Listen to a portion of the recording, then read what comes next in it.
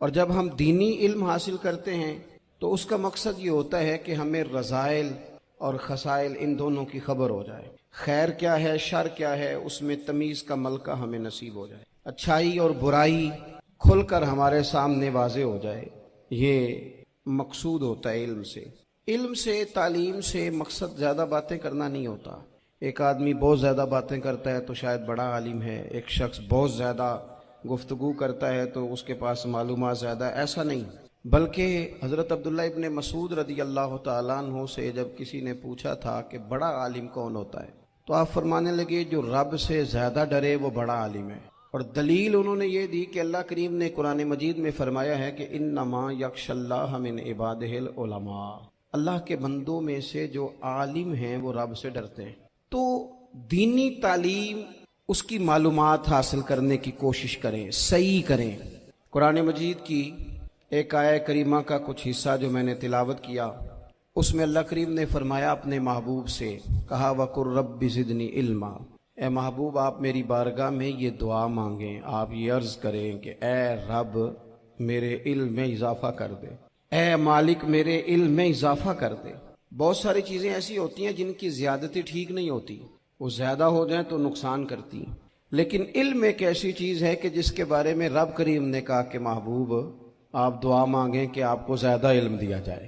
اور پھر علم ایک ایسی چیز ہے کہ کوئی بھی آدمی یہ دعویٰ نہ کرے کہ میں نے بڑا حاصل کر لیا ہے، میری اب تکمیل ہو گئی ہے، میں اب مکمل ہو گیا ہوں۔ جن کو اللہ نے غیب کے خزانوں کی کنجیاں دی ہیں نا، ان سے بھی رب کریم نے کہا ہے کہ محبوب آپ دعا کریں کہ مالک میرے علم میں اضافہ کر دے۔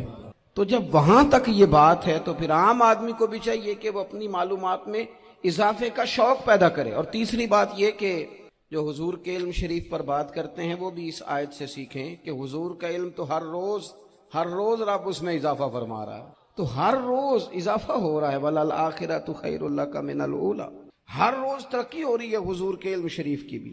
تو ہمارے ہاں زیادہ تر لوگ بات اس لیے سیکھتے ہیں کہ میں کوئی کہیں سے مسئلہ سیکھوں گا پھر جا کے اپنی مسجد کے امام کو تنگ کروں گا کہ وہاں تو میں یہ سن کے آیا ہوں تو یہاں یہ کام کیوں نہیں ہوتا، میں کوئی بات سیکھوں گا تو پھر میں اس سے بحث کا دروازہ کھولوں گا۔ علم کا مطلب ہی اپنے آپ کو سنوارنا ہے۔ معلومات حاصل کرنے کا مطلب یہ کہ آپ کے عمل میں پختگی آئے، آپ کے کردار میں پختگی آئے، آپ نے جو سیکھا ہے آپ اس کے مطابق اپنے آپ کو ڈھالیں۔ مسلم شریف میں موجود ہے، نبی پاک صلی اللہ علیہ وسلم نے دعا مانگی ہے، اے اللہ میں اس علم سے تیری پناہ مانگتا ہوں جو علم تو ہو پر نفع والا نہ ہو۔ جس بندے کی علم نے اسے نفع نہیں دیا، وہ کچھ سیکھ نہیں سکا اس سے، تو اس کا علم کسی کو کیا نفع دے گا جب خود سے اس نے۔ اور صوفیاء کرام تو فرماتے ہیں کہ جو لوگ بڑی معلومات حاصل کر لیں، بڑی باتیں سیکھ لیں، پنچایت میں کسی کو بولنے نہ دیں، گھر میں کسی کو بولنے نہ دیں، بہت سارے لوگ تو علماء کو بھی مشورہ دیتے ہیں، بڑی باتیں کرے لیکن عمل کے لحاظ سے بندہ زیرو ہو تو اہل دل فرماتے ہیں اس کی صحبت سے بچو۔ اسے بڑا پتہ ہے، بڑی باتیں آتی ہیں، بڑی باتیں کرتا ہے، لیکن گفتگو کی حد تک تو بہت بڑا ہے، عمل کے معاملے میں صفر ہے۔ بہت سارے لوگ مسجد کے حجرے میں میٹنگ ہو رہی ہوتی ہے اور وہ لمبی لمبی دلیلیں اور مشورے دے رہے ہوتے ہیں، نماز کا ٹائم آ جائے تو اٹھ کے چلے جاتے ہیں، کہتے ہیں میں اپنے محلے دی مسیتیں پڑھنی ہیں۔ کئیوں کو کام یاد آ جاتا ہے۔ فرمایا کہ شخص کے پاس معلومات بڑی ہوں لیکن عمل کے معاملے میں بندہ زیرو ہو تو اسے بچنا کیوں؟ اس لیے کہ اگر پڑھا لکھا آدمی بے عمل ہونا تو وہ اپنی بے عملی پر بھی دلیلیں پیش کرتا ہے، وہ کہتا ہے میں یہ کام نہیں کرتا تو یہ میرے پاس دلیل ہے، وہ تو بے عملی کو بھی مزین کر دے گا معاذاللہ۔ تو دینی تعلیم ایک تو حاصل اس لیے کریں کہ ہم نے اپنے آپ کو سنوارنا ہے، اور دوسرا علم کا شوق طبیعت میں ہو۔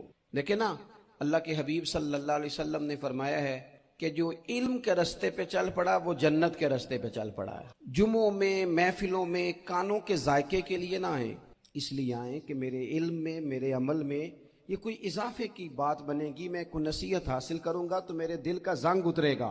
ہمارے ہاں یہاں لوگ مزے کے لیے آتے ہیں اور آج کل لوگ فوٹو کے لیے آتے ہیں۔ ان دو کاموں سے نکل کر خالص اصلاح کی نیت سے علم کا شوق، ہمارے ہاں تیزی سے ایک حرکت کی گئی، علماء کا وقار خراب کیا گیا اور لوگوں کو دینی علوم سے دور کیا گیا، اور اس میں بعض بیچارے واعظین اور خطباء نے بھی کردار ادا کیا جب جعلی پیر کی تعریفیں کھول کے کی، اور اسے پتہ نہیں کہاں تک۔ یہ اسٹیج ہوتے ہیں نا، ان میں کوئی بندہ اچھا لگے بھی تو اس کے لیے دعا کرنی چاہیے، تعریفیں نہیں کرنی چاہیے۔ तारीफें, उसका कोई फायदा नहीं है उसको। उस बंदे को तो दुआ का फायदा है, अगर आपको अच्छा लग रहा है तो उसे दुआ दे, उससे ज्यादा कुछ नहीं करे। और हमारे यहाँ जनाब वो नकीबे महफिल बेचारे की शामत आ जाती है अगर तारीफें थोड़ी करे तो, कहते हैं तो ना ही नहीं लेना होता। ओ भाई, इसके नाम लेने से आपका कद ऊंचा होता है। तो इल्म और आलिम, इन दोनों चीजों से कौम को दूर किया गया। दीनी तालीमात का फुकदान है। जो मैट्रिक तक लोग 60-70 किताबें पढ़ जाते हैं, उन्हें भी कुरान पाक ठीक से नहीं पढ़ना आता, दूर किया गया। आप मुझे बताइए, चले एक मस्जिद ही आप देख लें, उस मस्जिद के अंदर अगर एक तरफ एक आलिम दीन मिशकात शरीफ खोल के बैठे हो, हदीस पाक का दर्स हो रहा है, या बाहर शरीयत खोल के बैठे हैं, फिकी मसाइल बयान किए, और उसी मस्जिद में एक बाबा जी जुब्बा पहन के तगड़ा सा बड़ी सी पगड़ी बांध के और 500 दाने वाली तस्बीह लेके बैठे हैं। अब एक बंदा अंदर आता है तो वो किधर जाएगा, आलिम की तरफ के बाबा जी की तरफ? वो क्यों जा रहा है भला बाबा जी की तरफ? वो इसलिए कि हमने उसे ये बताया ही नहीं कि जिस तरह सुभान अल्लाह सुभान अल्लाह सुभान अल्लाह पढ़ना इबादत है ना, इसी तरह दाराबा पढ़ना भी इबादत है। उसे हमने बताया नहीं कि जब तक इल्म के रास्ते में रहना भी इबादत है, जब तक उसे ये समझ नहीं ना आएगी कि जिस तरह वज़ाइफ की किताब पढ़ना इबादत है, इसी तरह मिशकात शरीफ पढ़ना भी इबादत है, हदीस बुखारी का दर्स लेना भी इबादत है, मुस्लिम शरीफ की अहादीस पर अपने असातिज़ा से बैठकर दुरूस पाना भी इबादत। जब तक ये पूरा मिजाज देखे ना, नबी पाक सल्लल्लाहु अलैहि वसल्लम ने फरमाया, रात की एक घड़ी भर दीन सीख लेना सारी रात नफल पढ़ने से बेहतर है। अब हमें समझना चाहिए कि किताब पढ़ के भी बंदा रब, किताब व सुन्नत रास्ता आसान करते हैं, लेकिन हमारे यहाँ क्या मिजाज दिया गया है, बाबा जी के पास चलो, जरूर जाएं बाबा जी अगर नेक हैं तो, मना कोई नहीं कर रहा, लेकिन जो सोच हमें हुजूर ने दी है, हमने उसी की सोच के मुताबिक अपने मामलात को तरतीब। अब एक बात मैंने आपसे पूछी और आपने कहा कौम सारी बाबा जी की तरफ जाएगी। हदीस पाक किस तरह है, अल्लाह के महबूब मस्जिद शरीफ में तशरीफ लाए, दोनों जानिब लोगों के हलके बने हुए हैं, लोग बैठे हुए हैं, एक हलके में लोग अल्लाह की याद कर रहे हैं, जिक्र हो रहा है, एक हलके में बैठ के एक आलिम किताब व सुन्नत का दर्स दे रहे हैं, एक सियाबी और बाकी सुन रहे हैं। खास तवज्जो करें नौजवान मेरी बात पर, रसूल करीम सल्लल्लाहु अलैहि वसल्लम दोनों के बीच खड़े हो गए और करीम ने फरमाया दोनों महफिलें खैर की हैं, दोनों ही हलके खैर के हैं। और फिर हुजूर फरमाने लगे, मुझे चूंकि रब ने उस्ताद बना के भेजा है, मैं चूंकि मुअल्लिम बन के आया हूँ, यतलु अलैकुम आयातिना व युज़क्कीकुम, मैं चूंकि किताब व सुन्नत की तालीम के लिए आया हूँ। ये लफ्ज कहते कहते हुजूर उस जमात में बैठ गए जो दीन पढ़ और पढ़ा रही थी। हुजूर वहां बैठे जहां बात दीन की हो रही, जहां लोगों को अल्लाह रसूल की बात बताई जा रही। हमें वक्त पे आए, अपनी दीनी मालूमात मजबूत करें और अपने लिए मजबूत करें। मैं आपको बड़े दर्द से ये बात, अगर दिन में 100 लोग मसला पूछना शरीयत का, तो उनमें 95 लोग वो होते हैं, वालिद साहब ने, बेटी के वालिद साहब ने 2 महीने पहले ऑर्डर दिया होता है फर्नीचर, बेटे की शादी हो तो महीना पहले शेरवानी वाले को भी कहना पड़ता, गाड़ियां बुक करानी पड़ती हैं, मैरिज हॉल बुक, ये सारे लवाजमात हम करते हैं, सारा कुछ किया।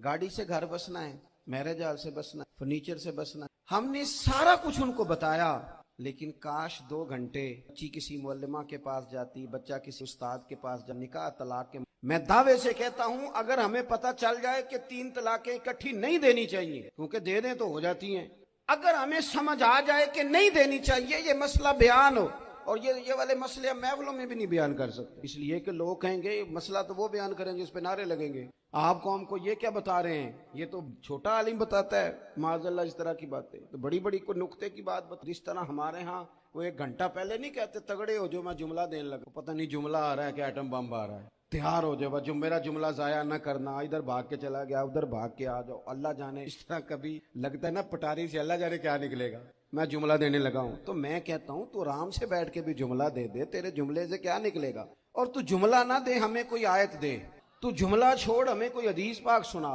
यानी हर नकीब, हर खतीब, हर नातखा उठ के कहता है सारा कुरान ही हुजूर की तारीफ है। और भाई अगर सारा कुरान हुजूर की तारीफ है तो चंद आयतें पढ़ दे, फिर तूने पढ़ी तो एक भी नहीं और तू कहता जा रहा है सारा कुरान ही उनकी तारीफ। ये वाली तारीफ भी तो सुनाना कौम को, जो ये बच्चे इनके उस्ताद इन्हें सिखा रहे हैं और ये सीख, इस तरफ भी तो सफर करें। तो मेरे अजीज, अगर लोगों को मसाइल का पता चले तो सैकड़ों घर बच जाए, बड़े बड़े घर बच जाए। मेरे पास मसला पूछने के लिए लोग आ गए तो 4-5 छोटा सा, और हालत बता रही, मैंने मसला बताती आदमी, अम्मा ते नहीं आप होने सी लैदा लैदा उस बच्चे नौनिहाल। मैंने कहा यार ये माँ बाप के होते हुए ये यतीमों जैसे के बाप ने तलाक दे, किस तरह مسائل نہیں بتائے لوگوں کو، تعلیم سے آگاہی نہیں کیا. اور اس میں بہت بڑا ظلم ہے ان لوگوں کا بھی جو جنازے پہ کھڑے ہو کے تو کہہ دیتے ہیں میری طرح کے لوگ اچھے علماء کی بات نہیں کرتا، وہ کہہ دیتے ہیں دیکھو جی لوگوں کو جنازہ نہیں آتا. بھئی آپ نے کس دن عشاء کے بعد کلاس لگائی تھی جنازہ سکھانے کی؟ یہ تو آپ نے کہہ دیا لوگوں کو قرآن جی ٹھیک نہیں آتا. تو یہاں تو بیچاری بیویاں جن کو صحیح پڑھنا نہیں آتا وہ مشن بنا لیتی ہیں کہ میں نے اتنے 100 کو قرآن پاک پڑھانا ہے، بیوہ ہو گئی ہوں، طلاق یافتہ ہو گئی ہوں، ساری زندگی قرآن پڑھاؤں گی. ہم کیوں یہ مشن نہیں بناتے؟ کیوں اس طرف سفر نہیں کرتے؟ ایک تو دینی معلومات میں، دینی علوم میں اپنے آپ کو لگائیں اور ذوق پیدا کریں کہ جو چیزیں مجھے نہیں آتی میں نے وہ سیکھنی ہے، جو معاملات مجھے نہیں آتے میں نے ان کی طرف سفر کرنا ہے. ایک تو اپنا یہ مزاج بنائیں. اور جب آپ دینی علوم سیکھتے ہیں تو پتہ ہے کون سا منظر قائم ہوتا ہے؟ منظر وہ بنتا ہے کہ حضرت ابو ہریرہ بھی دین سیکھا کرتے تھے، حضرت عبداللہ ابن عمر بھی اصحاب صفہ میں رہا کرتے تھے، حضرت انس بن مالک بھی رہا کرتے تھے. اور ایسا منظر بنتا ہے کہ حضرت سیدہ خدیجہ الکبریٰ رضی اللہ تعالیٰ عنہ فرماتی ہیں سیدہ فاطمہ حضور کی گود میں بیٹھی ہوتی تھی اور نبی پاک سے باتیں پوچھتی اور حضور انہیں بتا رہے ہوتے تھے. سیدہ عائشہ حضور سے دین کی باتیں پوچھتی. چوتھا حصہ ہماری فقہ کے اصول حضرت فاطمہ کی، حضرت عائشہ صدیقہ کی مرویات پر مبنی ہے. اگر ہماری بچیاں چھوڑ دیں ڈائجسٹ پڑھنا، چھوڑ دیں ادھر ادھر کی مووی دیکھنا اور وہ کتاب و سنت پر آ جائیں تو بہت سارے مسائل ایسے ہیں جو الجھنے سے پہلے ہی سلجھے ہوئے ہوں. دینی تعلیم کا مزاج اور ذوق. اور دوسری آیت کریمہ میں تلاوت کی اللہ کریم نے قرآن مجید میں یا ایھا الذین آمنوا قوا انفسکم واہلیکم نارا، اے ایمان والو خود بھی دوزخ کی آگ سے بچو اور اپنے گھر والوں کو بھی بچو. او والد، وہ ماں جو بچوں کو بھوک سے بچانے کے لیے محنت کرتی ہے، ان کو مایوسی سے بہت سارے ماں باپ ایسے ہوتے ہیں جن کے پاس کپڑے لینے کے پیسے نہیں ہوتے عید پہ. کیوں عزیز بھائی؟ جس طرح ہم اپنے بچوں کو دیکھیں، بہت سارے ماں باپ کے پاس گنجائش نہیں ہوتی، لیکن اس نیت سے کہ بچوں کے دل ٹوٹ جائیں گے، عید پہ کیسے گزارا کریں گے، مشکل سے بھی کپڑے خرید کے دیتے. اس طرح ہم اپنے بچوں کو بھوک سے، پیاس سے، مایوسی سے بچاتے ہیں. اس طرح ہمارے رب نے ہمارے ذمے لگایا کہ تم اپنے بچوں کو کوشش کرو دوزخ کی آگ سے بچانے کی. حضرت عمر فاروق رضی اللہ تعالیٰ عنہ نے عرض کیا تھا یا رسول اللہ صلی اللہ تعالیٰ علیہ وسلم اس آیہ کریمہ کا معنی کیا ہے؟ تو محبوب کریم علیہ السلام نے فرمایا عمر، جن چیزوں کا اللہ تمہیں حکم دیتا ہے تم اپنے گھر والوں کو ان چیزوں کا حکم دو، جن چیزوں سے رب رسول تمہیں منع کرتے ہیں اپنے گھر والوں کو ان سے روکو، اپنے گھر کے اندر نفاذ دین کرنے کی کوشش کرو. میرے بھائی بہت زیادہ آزمائش ہے ہمارے گھروں میں، بے چینیاں ہیں، اضطراب ہے، بچوں میں سختی ہے، بہن بھائی ایک دوسرے کے ساتھ لڑتے ہیں، مزاجوں میں تلخی آ گئی. کیوں بھلا؟ اس لیے کہ ماں باپ کو جو بہترین کردار اور جو حسین طریقہ گھر میں اپنانا چاہیے تھا. بچے تقریر باہر سے سنتے ہیں لیکن وہ فالو اپنے ماں باپ کو کرتے ہیں. اگر ماں باپ میں حوصلہ ہو، صبر ہو، اطمینان ہو، خودداری ہو، تھوڑے پر گزارا کرنے کا مزاج ہو. دیکھیں نا آج ڈپریشن ہے، ٹینشن ہے، پینکس اٹیکس ہیں، بڑی ساری چیزیں آ گئی. کیوں بھلا؟ صبر نہیں، تحمل نہیں، بردباری نہیں. آزمائے. ایک دن ایک بچہ میرے پاس آ گیا مدرسے کا اور آ کے وہ رونے لگا. میرے گھر والے کہنے لگے کھانا چھوڑ دیں پہلے اس کی بات سننے کا. پتر کیا ہوا؟ کسی نے مارا ہے کسی استاد نے؟ کہنے لگے نہیں حضرت، گھر فون کیا تھا تو میری اماں اور ابا کی لڑائی ہو رہی ہے. بچہ کانپ رہا ہے، ٹانگیں کانپ رہی ہیں. میں نے کہا کیا ہو کیا گیا تمہیں پتر؟ لڑائی ہو رہی ہے تو گھروں میں ہو ہی جاتی ہے. کہنے لگے نہیں آپ کو پتہ نہیں وہ بڑا سخت لڑتے. میرے والد جب میری والدہ کو مارنے کے لیے آگے بڑھتے ہیں تو ہم سارے چار پنجوں کے نیچے چھپ جاتے ہیں، ہمیں خوف آتا ہے، وہ منظر خطرناک ہوتا ہے. یہ کون تکلیف دے رہا ہے اپنے بچوں کو؟ یہاں بیٹھے ہمارے ہاں میلوں دور رہتے تھے اس کے گھر والے تو وہ تکلیف میں تھا، تو گھر میں کیا کیفیت ہو؟ اگر حوصلہ ہو، صبر ہو، قناعت ہو، اللہ کے دیے ہوئے تھوڑے رزق پر ہمیں راضی رہنا آتا ہو، ہمارے گھروں میں سکون آئے، اطمینان آئے. ہم جو زندگی بڑی خوشی خوشی گزار سکتے ہیں. ہمارے مزاجوں کا لالچ، ہماری طبیعتوں کی بے راہ روی، ہماری جھوٹی انا کا بت ان ساری چیزوں کو ختم کر دیتا ہے. اپنی زندگی کے اندر اگر ہم وہ کردار اپنے بچوں کو دیں جس کردار میں موبائل بھی ہو، جس میں گاڑی بھی ہو، جس میں پیسے بھی لا کے ابا دراز میں رکھتا ہو، لیکن والد کا گھر میں مصلی بھی موجود ہو، اس کی کوئی تصویر بھی ہو، وہ یہ بھی کہتا ہو کہ خدا نے اپنے فضل سے آج 5000 دیا ہے تو اس میں 1000 غریبوں کا بھی ہے، اس میں تھوڑا سا میں نے اللہ کی رضا کے لیے بھی رکھا ہے. اگر کوئی مشکل آ جائے تو وہ باپ اور ماں کو صبر کرتا ہوا دیکھتے ہوں. اگر ایک باپ کر بات کرے تو دوسرا برداشت کرتا ہو. خدا را اپنی اولادوں کو اس اذیت کا شکار نہ کرو. اپنے گھروں کے اندر وہ خودداری، وہ پیار، وہ وقار، وہ محبت، وہ انداز. آپ تھکے ہوئے ہیں کوئی شک نہیں، آپ بہت سارے مسائل کا باہر شکار ہوں گے کوئی شک نہیں، لیکن آپ باہر سے تھک کے آئے ہیں. اور اگر آپ باہر اپنی فیکٹری کے مالک ہیں اور دفتر کے بڑے ہیں تو گھر میں بھی تو آپ بڑے ہیں نا. آپ کی ماں بھی تو انتظار کر رہی ہے، اس نے بھی تو دکھڑا سنانا ہے نا آپ کو. آپ یہ دیکھیے کہ آپ کے بچے بھی تو انتظار کر رہے ہیں، وہ چاہتے ہیں کہ ابا آ کے بیٹھے تو ہم ان کے سینے پہ چڑھ کے تھوڑا کھیلیں. آپ کی اہلیہ منتظر ہیں. کچھ باتیں بیوی کسی اور سے نہیں کہہ سکتی، صرف اپنے شوہر سے کہتی ہے. لیکن وہ تو آتے ہی جلال میں آ گئے صاحب. وہ کہنے لگے تو بڑی نالائق ہے، میں تھکا ماندہ آیا ہوں اور تو نے مجھے کہانی سنا دی ہے. وہ اس خاتون سے شدت کے ساتھ پیش آنے لگے. میرے رسول پاک کی حیات نور کو دیکھو. حضرت ام ایمن حضور کی رضائی والدہ ہیں، ان کی بھی خدمت ہو رہی ہے. حضرت حلیمہ سعدی آ رہی ہیں تو خدمت ہو رہی ہے. حضرت عباس حضور کے چچا ہیں تو کریم فرماتے ہیں میرے چچا ہیں باپ کی جگہ پہ. حضور دوست احباب صحابہ غلاموں سب کے ساتھ پیار کر رہے ہیں. 9 ازواج مطہرات ہیں گھر کے اندر. اور کیفیت یہ ہے کہ حضور صرف ان کی ضرورتوں کا ہی خیال نہیں کرتے، خواہشات کا ہی خیال نہیں کرتے، بلکہ میرے کریم کا طریقہ یہ ہے کہ کوئی بندہ آج بول کیا رہا ہے، وہ کہاں کھڑا ہے آج، اس کے جملے کس طرح کے ہیں، اس کا لہجہ کس طرح کا ہو گیا ہے اور اسے ٹھیک کیسے کرنا ہے. محبوب اس کا خیال فرماتے، توجہ کرتے. میں کہتا ہوں کہ ہم سب کو شوق آیا ہے آرام کرنے کا. میں صبح 11 بجے سے پہلے اپنے گھر سے نکل آیا اور یہ وقت آ گیا ہے اور رات کو خدا جانے کس وقت گھر. کئی دفعہ کیفیت یہ ہوتی ہے کہ گاڑی سے دل کرتا ہے اٹھا کے، اس کے باوجود بہت سارے لوگ ناراض رہتے ہیں کہ ہم سے مل کے نہیں گئے، فوٹو نہیں کھنچوا، فلانی جگہ چائے نہیں پی کے گئے. یہ تسلسل ہے.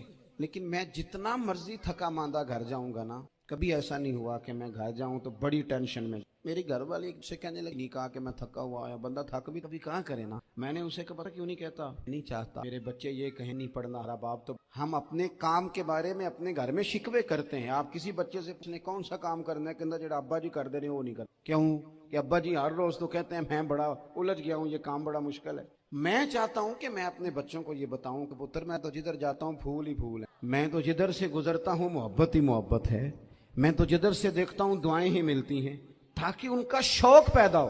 میرے عزیز آپ تھوڑا سا دل بڑا کریں. اگر آپ ایک کی وجہ سے پورا گھر سکون میں آ جاتا ہے تو آپ دل بڑا کیوں نہیں کرتے؟ جگہ ڈھونڈتے ہیں بس مجھے کوئی تنگ نہ کرے، کوئی میری باپ ماں بدولت کو کوئی پریشان نہ کرے. بخاری شریف سنیے، حضرت عائشہ صدیقہ رضی اللہ تعالیٰ عنہ بیٹھی ہیں. حضور فرمانے لگے عائشہ آج ایک بات نہ، یا رسول اللہ بتائیے. حضور فرمانے لگے جب تم مجھ سے ناراض ہوتی ہو تب بھی مجھے پتا چل، اور جب راضی ہوتی ہو پھر بھی پتا چل. حضرت سید عائشہ صدیقہ بات سن کے بڑی خوش ہوئی. یا رسول اللہ وہ کیسے؟ حضور فرمانے لگے کبھی کبھی تم قسم اٹھاتی. رسول اللہ ہاں. فرمایا جب ہوتی ہو نا راضی خوش تو پھر کہتی ہو مجھے رب محمد کی قسم صلی اللہ علیہ وسلم. پھر تم میرے نام کے ساتھ رب کریم کا نام ملا کے قسم اٹھاتی ہو رب محمد کی قسم. یا رسول اللہ بالکل ایسے ہی ہے. اور فرمایا جب تمہارے دل میں کوئی بات ہو تو پھر تم کہتی ہو مجھے رب ابراہیم علیہ السلام کی قسم، پھر تم رب محمد نہیں کہتی. بخاری مسلم. حضرت عائشہ صدیقہ نے تو بات سنی تو کھل گئی طبیعت، کہنے لگی کریم صدقے جاؤں یہاں تک خیال فرماتے ہو، کس کے جملے کہاں پہنچ گئے یہاں تک خیال ہے. فرمایا مجھے پتہ چل جاتا ہے کہ تمہاری کیفیت کیا ہے، کہاں کھڑی ہو. او بھائی ہم تو اپنی ماں کا بھی خیال نہیں، ہمارا باپ کہاں بیچارہ کھڑا ہے، وہ تو انتظار میں تھا کہ کوئی 10 منٹ میرے پاس بیٹھے گا. توجہ ہی نہیں، جذبات کا خیال ہی نہیں. حضرت عائشہ صدیقہ بات سن کے عرض کرنے لگی یا رسول اللہ مجھے رب محمد کی قسم ہو میں صرف نام چھوڑتی ہوں، میرے دل میں ہر وقت مدینے والے محبوب ہی رہتے ہیں، نام ہی چھوڑتی ہوں صرف. او میرے دوست تھوڑا سا جا. اور دوسرا عرض کروں گا، دولت اگر بہت عالی چیز ہوتی نا، بہت قیمتی، تو سب سے زیادہ سیدہ عائشہ کے گھر میں ہو. اگر پیسوں سے ہی سو کھاتا تو پیسے سب سے زیادہ حضرت فاطمہ الزہرا کے کاشانہ نور میں ہوتے. او میرے بھائیوں سونا وقت محبتوں سے گزارا جا سکتا ہے. او بھائی میں نے تو اپنے گھر میں یہ دیکھا کہ میرے والد صاحب گرمی آتی تو فرماتے او لو بھائی تانوں پرواہ نہیں، میں تواڈے پڑھولے چ دانے پا دیتے نے تے تواڈی ماں نے مرتبہ نے چار پا دیتا ہے. लो अब तुम्हें कहीं जाने की जरूरत नहीं पड़ेगी, इस पे भी वक्त बड़ा अच्छा गुजर, इस पे भी टाइम बड़ा अच्छा। 6-6 खाने खा के बच्चे नखरे कर रहे हैं। मैंने अपने वालिद साहब से एक दिन कहा, मैं क्या अब्बा जी तुहानू पसंद की है? फरमान लगे, पुत्र जे तो लगी होवे भूख फिर ते यार शाही, और अगर भूख ना हो तो फिर नखरे नखरे हैं, फिर क्या पसंद होना है? तबीयत नहीं। अपने घरों में, अपने दोस्तों में इत्मीनान पैदा करें, इस तरह से बाहर आए। और एक बात और अर्ज करनी है, याद रखना, तकरीर बाहर चलती है, घर में नहीं चलती। घर में अमल चलता है। घर जाके आप लेक्चर देना, नमाज पढ़ा करो, नमाज पढ़ा करो, नमाज पढ़ा करो, नमाज पढ़ा करो, तो कोई नहीं पढ़ते घर वाले। आप घर में नमाज खुद शुरू कर दे। नबी पाक सल्लल्लाहु अलैहि वसल्लम ने फरमाया, घरों को कब्रिस्तान ना बनाओ, कुछ नफली नमाजें घर में भी पढ़ा करो। अल्लाह के प्यारे रसूल सल्लल्लाहु अलैहि वसल्लम का घर मस्जिद नबी के बिल्कुल साथ है। दरवाजा हुजूर के घर का मस्जिद में खुलता था, लेकिन नबी करीम सल्लल्लाहु अलैहि वसल्लम क्या करते थे? हजरत आयशा सिद्दीका फरमाती हैं, तहज्जुद की नमाज घर में पढ़ा करते। घर में हुजूर तहज्जुद की नमाज पढ़ते, अगरचे घर में दुश्वारी थी। कुछ इबादात, कुछ नमाजें घर के अंदर भी इंसान पढ़े। आखिरी गुजारिश आप हजरात से करनी है, इतना बड़ा मजमा है, इतने सारे लोग तशरीफ लाए हैं, एक गुजारिश आप हजरात की खिदमत में रख के बस मैंने बात को समेटना है। 2 बातें मैंने आपकी खिदमत में अर्ज की हैं। एक तो दीनी इल्म का ज़ौक़ पैदा करें, और दूसरा अपने घरों में थोड़ा ठहराव लाएं। थोड़ा सा अपने, ये बच्चों के दस्तार फजीलत का इज्तिमा था, इसलिए मैंने अपने घरों में थोड़ा हौसला कनात लाएं। हज़रत आयशा सिद्दीक़ा रज़ी अल्लाह तआला अन्हा फरमाती हैं, ऐसा नहीं था कि हमारे घर के अंदर माल नहीं आता था, अल्लाह के फजल से बड़ा कुछ आता था, लेकिन फरमाती हम इसार कर दिया करते। हुजूर का मिजाज इसार कर देने का है।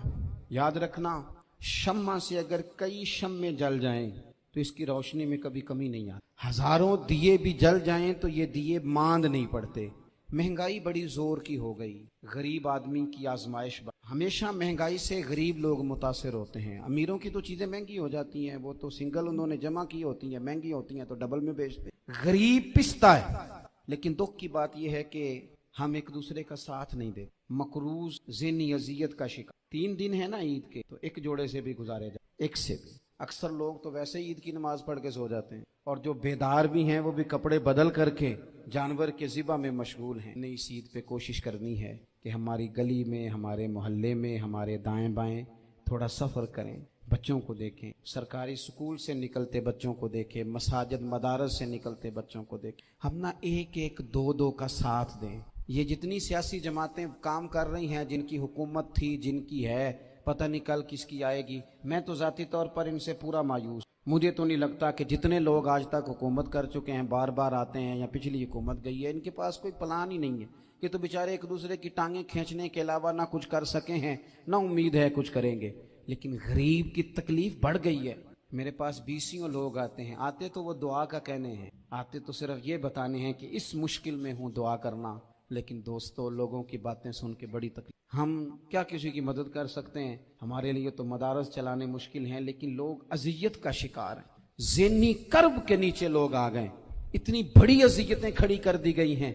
थोड़ा थोड़ा देखो, 2 का खाना 3 भी तो खा ही सकते हैं, 3 का खाना 4 भी तो खा ही सकते हैं ना। मेरे महबूब ने हमें ये नहीं कहा था ज्यादा गोश्त पकाना, बल्कि रसूल पाक ने तो रंग ही बड़ा सादा दिया है।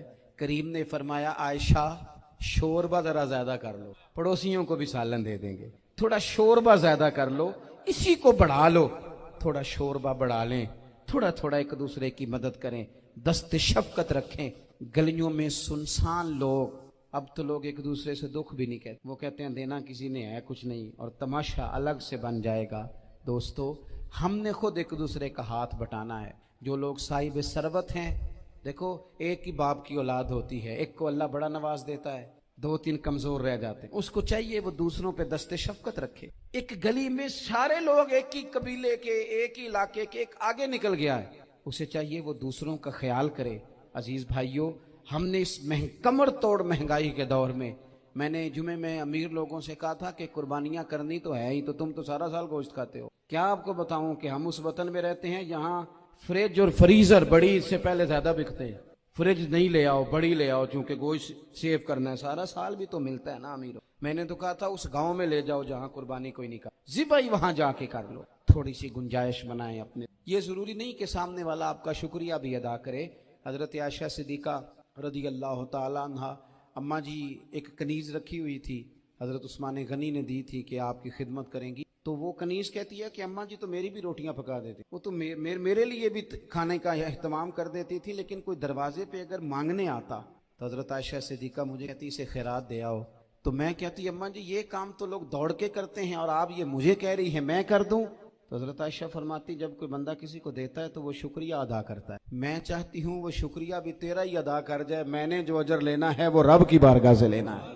تو میرے بھائی اپنی زندگی میں تھوڑا سا تو دل بڑا کریں، تھوڑی تھوڑی گنجائش پیدا کریں، اور یہ ضروری نہیں کہ اس بندے کا آپ سے بڑا اچھا سلوک ہی ہو، نہ بھی ہو اس غریب کا سلوک اچھا تو بعض اوقات بندہ غریبی میں تلخ بھی تو ہو ہی جاتا، بعض اوقات انسان پہ غربت زیادہ آ جائے تو اس کی طبیعت بھی تو، بیمار آدمی سخت بھی تو ہو جاتا ہے۔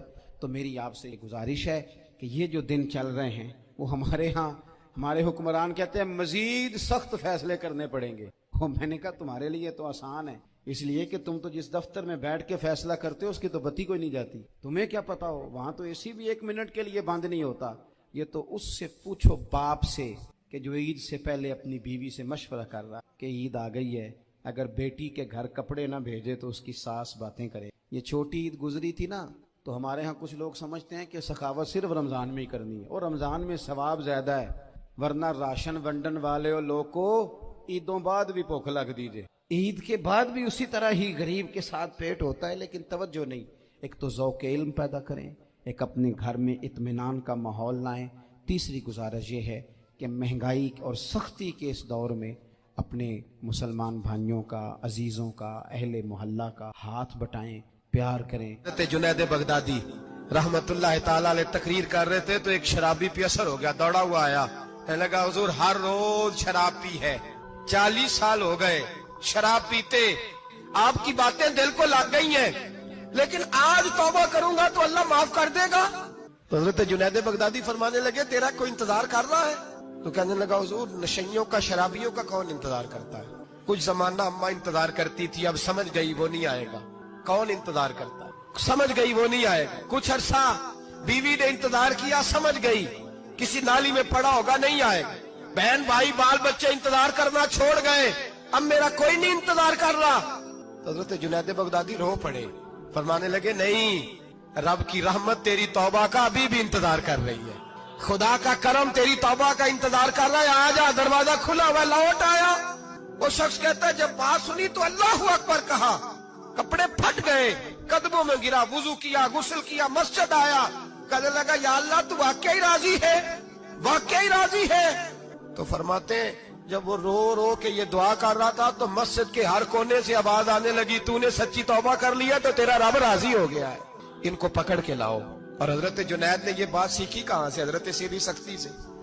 حضرت سیری سختی آپ کے مرشد دے تو گزر رہے تھے گلی میں، ایک درخت کے نیچے رش بڑا تھا، درخت تھا تو لوگ وہاں کٹے تھے، رش تھا تو آپ نے کہا جنید پتہ تو کر یہاں کیا ہے؟ لوگوں نے کہا حضور ایک شرابی شراب کے نشے میں مست اول فول بول رہا ہے اور لوگ تماشا دیکھ رہے ہیں۔ حضرت گئے، چھڑی ہاتھ میں تھی، جوانوں سے کہا چلو نکلو بھاگو، سب لوگ چلے گئے۔ تو فرمایا جنید جا پیالے میں پانی لا۔ فرماتے میں پانی لایا تو حضرت نے اپنے ہاتھوں سے اس کا منہ دھو ڈالا۔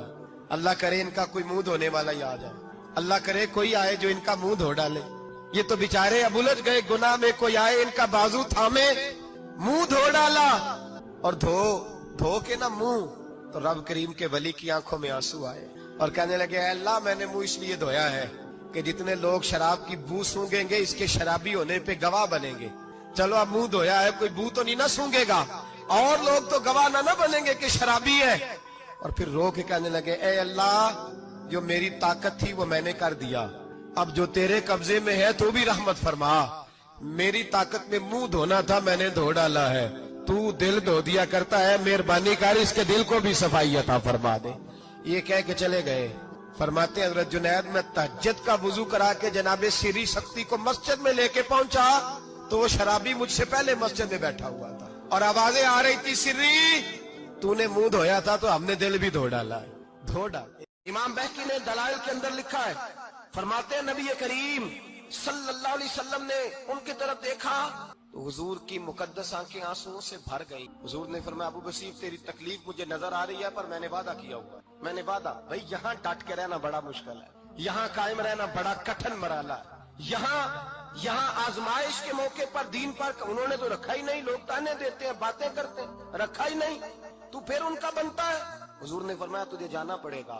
صحابہ کہتے ہیں پورے مدینے میں ایسے تھا جیسے سوگ کا سما ہو. جب وہ دو سپاہی حضرت ابو بصیر کو پکڑ کے لے جا رہے تھے تو وہ پلٹ پلٹ کے پیچھے دیکھتے, پلٹ پلٹ, پیروں میں خون ہے, آنکھیں آنسوؤں سے بھری ہوئی. فرماتے ہیں جب وہ پلٹ رہے تھے تو مدینے کی گلیاں بھی رو رہی تھی. میرے نبی پاک جب وہ آنکھوں سے اوجھل ہو گئے تو حضور بیٹھ گئے زمین پہ. نبی پاک نے رونا شروع کر دی. فرمایا اللہ تو نے اس شخص کی مدد فرمانی ہے, اس پر کرم کرنا ہے, اللہ اس کا خیال فرمانا. اس کے لیے دعا کی. حضور روئے.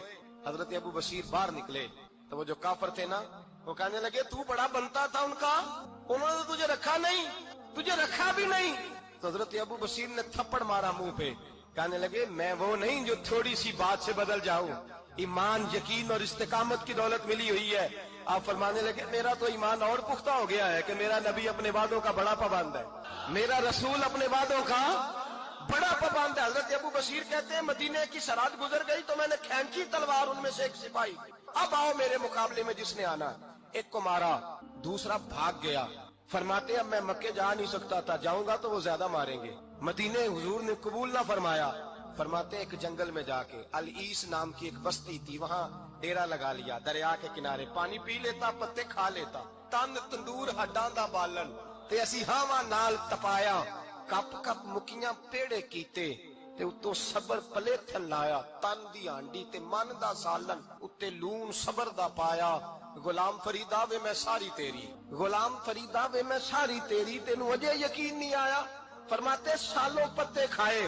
اب جو بھی وہاں سے تنگ ہوتا وہ میرے پاس آ کے پناہ لے. جس کو مکے والے مارتے میرے پاس آ کہتے, تانے دینے والے آ کے کہتے ہو تم کس طرح کے نوکر ہو, تمہیں تو انہوں نے رکھا ہی نہیں. ہم نے کہا چپ کر جا, وہ ہمارے آقا ہیں, وہ ہمارے آقا ہیں, رکھے تب بھی ٹھیک ہے, نہ رکھے اللہ اکبر. ایمان دیکھو, قوت دیکھو. جڑیاں خسماں دی وچ رضا وسن بھاگ جاگ جاندے انہاں گولیاں دے تے میں گڈی ہتھ ڈور سجن دے. او جنج رکھے اونج رہنا, واجب نہیں جے وچ شریعت مندہ خسم نو کہنا. فرمایا بس ٹھیک ہے, جس طرح حضور راضی ویسے ہی ہم راضی.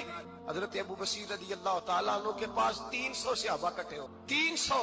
حضرت ابو بصیر جب مدینے کی سرحد سے گزر رہے تھے نا تو نبی پاک نے ایک آواز دی تھی. فرمایا ابو بصیر ایک وقت آئے گا کہ میرا پیغام تجھ تک پہنچے گا, ایک ٹائم آئے گا. حضرت ابو بصیر سے جب کوئی کہتا نا کہ زندہ کس بات پہ ہو تو فرمانے لگے مصطفیٰ کے فرمان پہ بڑا یقین, بلاوا آئے گا, مجھے بلاوا, مجھے یقین ہے کہ مجھے بلاوا, بڑی امید ہے سرکار قدموں میں بلائیں گے. اور کرم کی جب نظر ہوگی مدینے, مجھے یقین ہے کہ مجھے بلاوا. حضرت ابو بصیر رضی اللہ تعالیٰ عنہ فرماتے ہیں کہ وقت گزرتا گیا, 300 لوگ اکٹھے ہو گئے. جب کوئی مسلمانوں کا قافلہ مکے کے پاس سے گزرتا تو مکے والے لوٹ لیتے تھے. حضور نے بھی اجازت دی مدینے والوں کو, اگر ان کا قافلہ کوئی آئے تمہیں بھی حملے کی اجازت ہے, کفر کا مال مال غنیمت ہے.